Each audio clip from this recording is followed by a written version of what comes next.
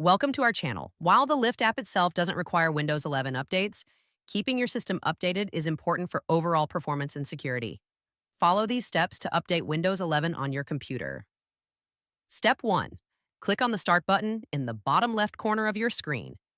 Step 2. Select Settings from the Start menu, represented by a gear icon. Step 3. Click on Windows Update in the left sidebar to access Update Settings. Step 4. Click the Check for Updates button to search for available Windows 11 updates. Step 5.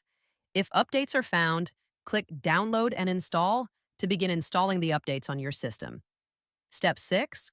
Wait for the downloads to complete, which may take several minutes to hours depending on the update size and your internet speed. Step 7. Restart your computer when prompted to complete the installation of Windows 11 updates. Step 8. After restarting, verify that updates were installed successfully by returning to Windows Update settings and checking the update history. Don't forget to like this video and subscribe to our channel.